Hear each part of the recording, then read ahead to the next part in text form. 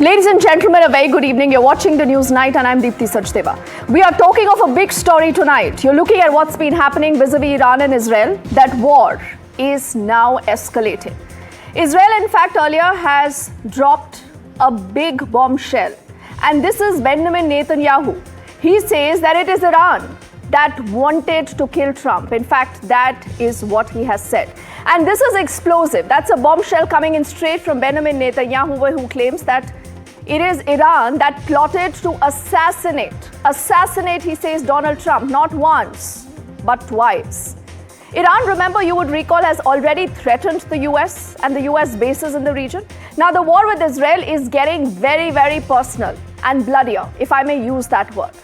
You remember those Iranian generals who were killed right in their bedrooms with that much of precision?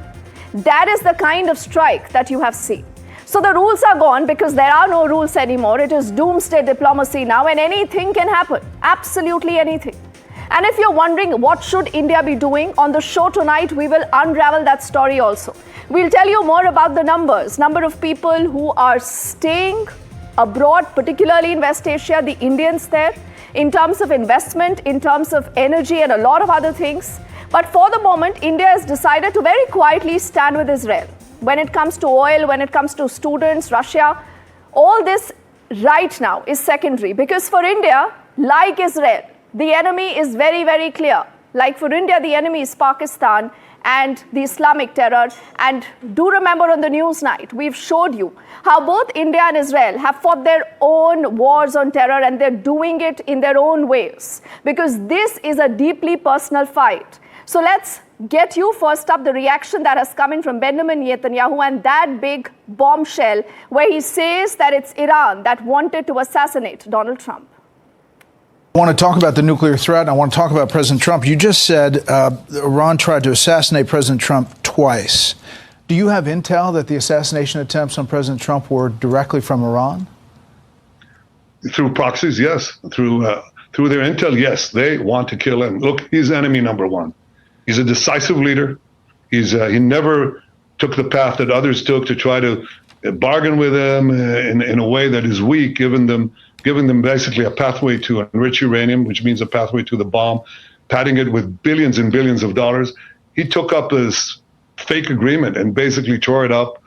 He killed Qasem Soleimani. He said, made it very clear, including now, you cannot have a nuclear weapon, which means you cannot enrich. He's been very forceful. So for them, he's enemy number one. Yeah. Look, they also tried to kill me, but I'm his junior partner. When did they you understand that President Trump is a great threat to Iran's plans to weaponize nuclear weapons and use them? When did you tell President Trump you were going to launch these strikes? Look, I've been in constant contact with President Trump. We've known each other for many years. And obviously, we informed our American friends and President Trump, our great friend, ahead of time. We did. He knew about it, of course. So Trump, he says, is enemy number one. And that's a big story, a big revelation. But I also want to tell you what's happening right away as we speak. In fact, there are two dramatic videos that I want you to see. First up is the one that you have seen this. I think this is also going viral on the social media. Now, there's this anchor at a news channel. And this is the IRIB news channel that is hid by the Israeli strike. The moment is captured and suddenly you will realize everything goes black. She's speaking, she's addressing, but then suddenly there is a loud thud and you see her running away, obviously to safety. And I'll see if we can replay that entire sequence before I get you the next video. آنچه که ملاحظه کردید، صدایی که شنیدید، فضای غبارآلوده استادیوم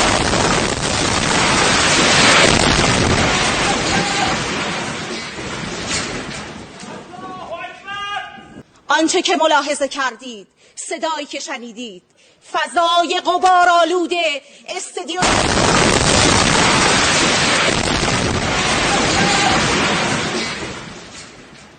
So this, ladies and gentlemen, is an Iranian studio that is bombed during that live broadcast. And if you're wondering, that is just one picture on your screens as a part of another video that I will play out now. And behind this reporter, who you see putting out this video again on the social media, you will see this huge building that is already up in flames. A lot of smoke billowing out. Again, that is the Iran state broadcaster that has been hit by the Israeli strikes. Look at the impact. We'll play out this video now for you. چیزی که رژیم دیدن تصویر اقتدار ایرانی و ایرانی جماعت و شکست هیمنه رژیم کودک کش صهیونیستی. من نمیدونم چند تا از همکارام داخل بودن. من طبقه اول بودم بمباران شد. نمیدونم چند تا از همکارام شهید شدن. نمیدونم چند نفر مجروح شدن. گفته بودن تخلیه کنیم منطقه اسرائیل، اما همه تا آخرین لحظه وایستن تا تصویر اقتدار ایران رو به جهان نشون بدن. چیزی که رژیم صهیونیستی دیدن تصویر اقتدار ایرانی و ایرانی جماعت و شکست هیمنه رژیم کودک کش صهیونیستی.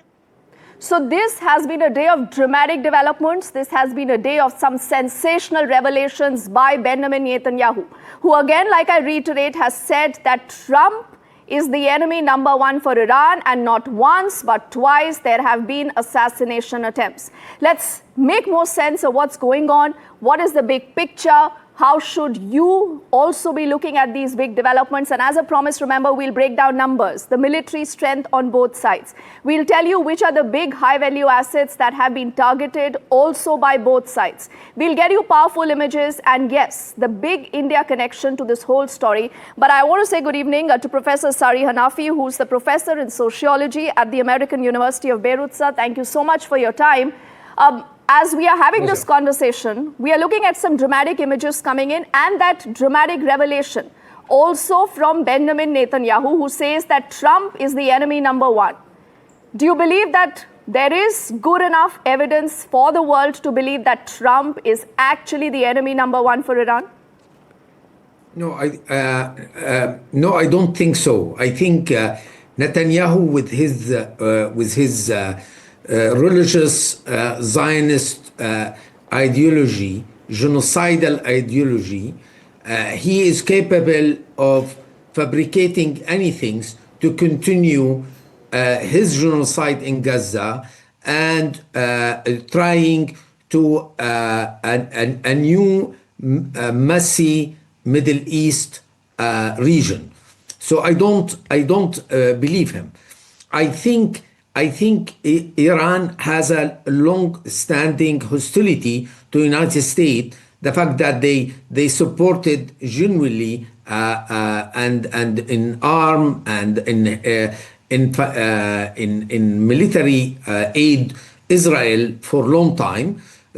So yes, United States is an enemy number one, but I'm not sure it's Trump is the enemy number one. You should know that the negotiation went very well in the first stage. Okay. And particularly Trump behaving like a businessman. He was so delighted that they offer around $2 trillion of investment and buying aircraft and etc. So I think Israel is not interested at all to have a peace in the region. Okay, I think that's an important point, sir, that you do make, and it's all about a nuclear deal. And I think our viewers would also be interested to know what is the trigger, the timing, and a lot of other things. And I'm just interrupting you here because I want to take this story in a big, wider perspective.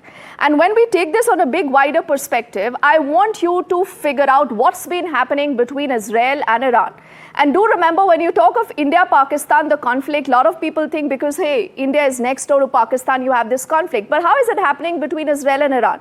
Let's open this graphic for you to help understand the axis of resistance that comes in vis-a-vis Iran. Now, if you look at the distance between Iran and Israel, you know, Israel is rather very small country versus in Iran. Iran is there in green. You will see Israel here in red. The distance between them, look at this, is about 2,300 plus kilometers. They are that far apart. So how does the war really take place? How do you manage a war with that kind of a distance? Now, this is where Iran has been using its proxies for the longest time.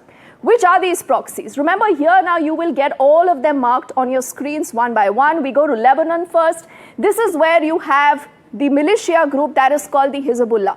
Now, what is the Hezbollah? It's a Shia militant group formed in the early 1980s, and you have seen a lot of its power actually getting decimated over time. And this is also why Israel thought that this is a good time to go out after Iran, because its proxy obviously is getting weaker. But this is not the only proxy. Let's bring up the next one. When you talk of the entire Gaza region, this is Hamas. And I'm sure all of you, as informed audiences, must be aware about the role of Hamas.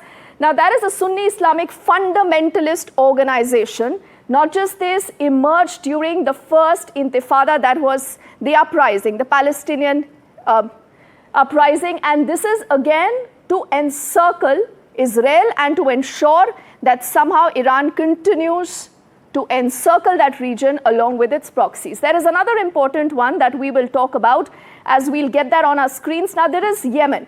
Here is the infamous Houthis. Now, who are the Houthis? They are the Shia-led religious political movement, emerged again from the northern Yemen in the 1990s. So these are just three of the many other proxies that Iran has used, it has cultivated of the last many, many years. And what it also does, remember, it provides them money, it provides them infrastructure, it gives them weapons. Why? Because these all organizations, the terror outfits, obviously bolster Iran's own presence.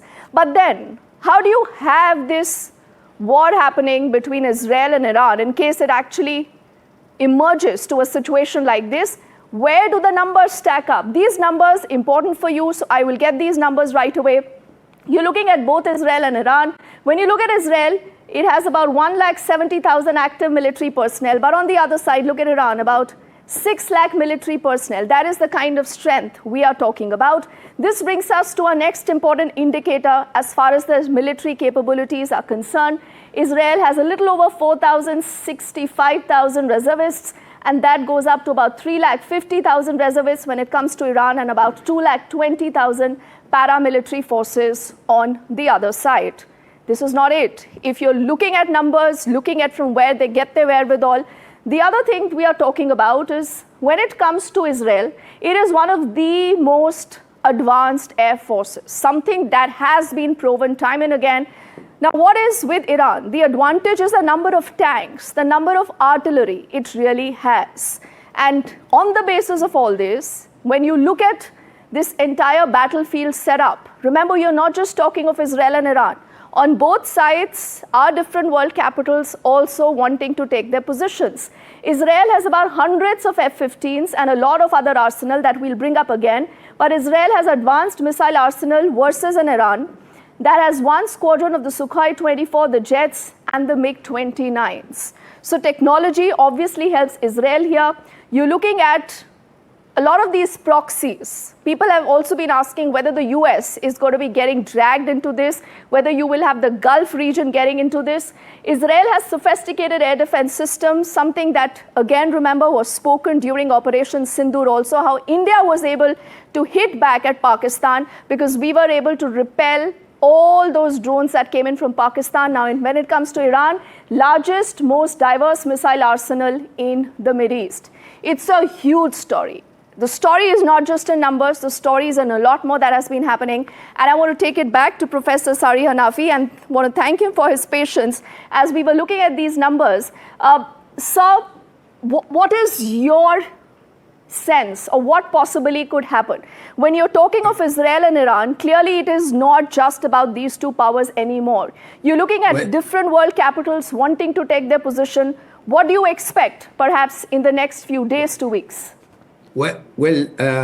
Before commenting, just I want to comment on your presentation. I mean, your presentation is a colonial one, is violating the international law. Look, the color of Israel. You didn't even put Gaza and West Bank in a different color. If you go to CNN and any European TV, they put it in a different color. So your representation mean that you don't recognize that Israel, according to international law, is occupying forces in West Bank and Gaza. And if you take this universal language and not a Hindu nationalist language that you brought it, if you adopted this, at least you need to acknowledge it. And if you acknowledge it, it means that those who fight against Israel become a resistance forces, exactly like Indian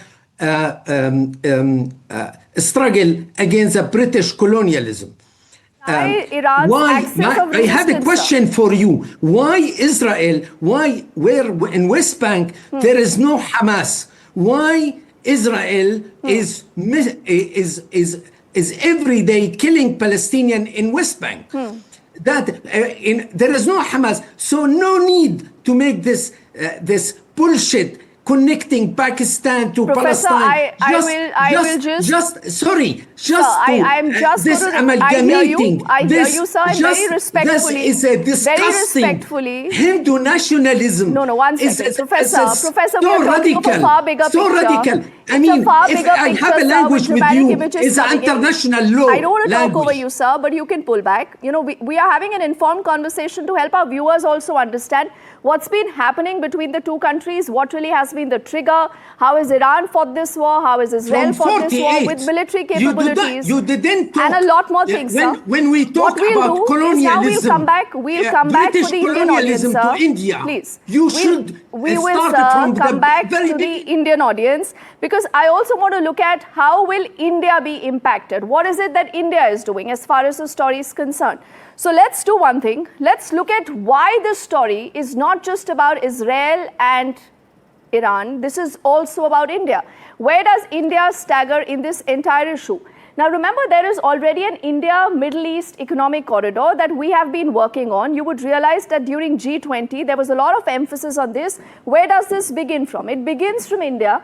It moves to the UAE, then to the Saudi Arabia, to Israel, to Greece. Now, in case of a warlike scenario, in case you have missiles flying, clearly this could come in a limbo. There is a lot of money that has been spent on this. The idea is obviously to use this as a trade corridor. Could this get impacted? Possibly yes, in case of a war scenario. Let's bring up more details. As far as the India connection to the entire story is concerned, we will talk about people, we'll talk about investments. This is just one of them. And there is also, remember, a lot of technology. Now, when it comes to India's energy dependency, we all do know that fuel prices possibly could soar in case you're looking at some kind of an issue here in the region. 46% of our oil and 70% of our gas, remember, actually comes from this region. And that is why this region is very, very significant. And that is why these numbers are very important. What New Delhi has said, that they are looking at a de-escalation as far as the situation between the two countries right now are concerned. Let's bring up more numbers and details. This is about India's Middle East trade. Now, with Iran, we have a $1.24 billion when it comes to exports. In imports, $441.9 million in imports. Important numbers, and a lot of that, remember, is driven by the energy concern, by the numbers that go into to buy all that. Likewise, with Israel, you have a $2.15 billion in exports and about $1.61 billion in imports. And India has always maintained a good relationship with both, whether it is Israel or whether it is Iran, in terms of trade, in terms of culture, in terms of military, in terms of economics. So you have India playing that balancing act, but clearly it could get difficult in case you will see the escalation in the situation as far as this particular situation is concerned. We have more details about what possibly could happen in terms of the numbers. And I was looking at those numbers, if we can also get them on our screens, about how many Indians, remember, right now are in Lebanon, to Iran, to Israel. About 3,000 of them in Lebanon, about 10,000 in Iran, and about 30,000 in Israel. These are, remember, people. These are Indians who are living in this particular area. These are Indians also caught in the crossfire. These are numbers now on your screens. I'll begin from the left. When you talk of Lebanon, 4,000. When you talk of Israel, 30,000. When you talk of Iran, 10,000. But this is, remember, again, a rough estimate. Because the moment you will see this entire conflict spiraling, and it affects the larger West Asia region, where you have close to about 9 million Indians staying, this situation could actually spiral out of control. And what is the emphasis? The emphasis, hence, is on safety and security. And even as we speak, remember, a lot of evacuation efforts are underway. But clearly, when you look with the binoculars, you go big on a picture, what possibly could happen? What could happen in the next few days to the next few weeks is a question that a lot of you have been asking. And I'll also tell you more about the trigger that has led to this escalation between Iran and Israel. This is the entire nuclear program of Iran. We'll get that graphic also on our screens in just a moment. But let's get in more details to help you understand where is this story going. And this is the N word. N is the nuclear word. Now, this is where Israel has targeted Iran's nuclear facilities. Now, which are these facilities? One is the Natanz enrichment facility. This is the Iran's main atomic site. Part of the facility which is underground to defend against airstrikes. Now, what Israel has been saying for the longest time is that Iran has been trying to build up this facility over time. They have also enriched uranium that they will be using here, and Iran had been enriching that uranium to a 60% purity. And this clearly increases the risk of a full-blown crisis, and that is why Netanyahu has said that it's important that we keep Iran under check. Something like this cannot go on. And you would recall of that deal also that Trump wanted Iran to sign, but for the moment, the conversation on that has been stalled. The other facility we are talking about is the Fordo enrichment facility. This is Iran's most fortified nuclear site. And we do know that Israel claims that a lot of these sites have been hit also. The other important point about the Fordo enrichment facility is that it's located on an Islamic Revolutionary Guard Corps base. So much for that symbolism that you see Iran using. In fact, we'll also try to pull up a full map graphics to identify the sites where you have seen the strikes happening. The other important point about the Fordo enrichment facility is the focus of the Western concerns over Iran's nuclear program. This is again where Trump has been trying to ascertain that we have given them enough time. We gave them 60 days is what he said initially, and we haven't seen a pullback from Iran. There is also a lot of conversation about how Israel under Netanyahu does not want Iran to even sign this deal. But where have these sites been hit? Now, this is where Israel has struck. These are the Iranian sites that we'll talk about one by one. You're looking at Piranshah, Tehran, Karaj, Natanz, Ifshan, Fordo, Arak, Subashi, Tabriz, Sardasht, Qasr-e-Shirin, and Kermanshah. These are all the places that have been struck as far as Israel is concerned. We'll get in more details also of the strikes that have happened from the other sides. So over the last many days, you have seen the story only escalating because none of the sides are pulling back. Now, where did Iran strike? Iran strikes the heart of Israel. These places, again, are up on your screens, right from a Tel Aviv to a Petah Tikva, to a Rishon LeZion, to an Ashado, Jerusalem, and to Beersheba. You've seen a lot of action, a lot of missiles that were used, a lot of precision strikes also as you've seen Israel launching. But what could be the worst case scenario? Let's also focus on that because it's very important that we be prepared for what could happen. Now, this, in fact, is a sign of the escalations you have seen. Israel launched the second wave on the Fordo site, something that we just spoke about as far as the nuclear site is concerned. This brings us to a second big escalation as far as this entire timeline between the two countries are concerned. Iran fired ballistic missiles at Tel Aviv. So you've seen an action and a counter response to that. This brings us to our third escalation that you have seen as far as this conflict is concerned. Hezbollah opened a full front in northern Israel. Hezbollah, remember, the proxy of Iran that we just spoke about.